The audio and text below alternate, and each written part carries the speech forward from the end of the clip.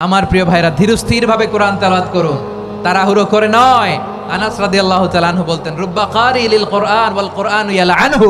কোরআনের অনেক কারি আছে যারা কোরআন পড়ে কিন্তু সওয়াব পায় না, বরং আল্লাহর কোরআন তার বিরুদ্ধে আল্লাহর দরবারে নালিশ করে, লানত করতে থাকে। আমরা কি ওই রকম কোরআনের তেলাওয়াতকারী হতে চাই? না। ধীরস্থির ভাবে ওয়ারাত্তিলিল কোরআনা তারতিলা, তারতিলের সাথে পড়বেন।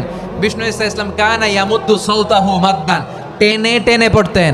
আলহামদুলিল্লাহি রাব্বিল আলামিন আর রহমানির রহিম মালিকি ইয়াউমিদ্দিন ইয়্যাকা না'বুদু ওয়া ইয়্যাকা নাস্তাঈন ইহদিনাস সিরাতাল মুস্তাকিম সিরাতাল লাযীনা আন'আমতা আলাইহিম গায়রিল মাগদুবি আলাইহিম ওয়ালাদ-দাল্লিন। পড়েন আমিন।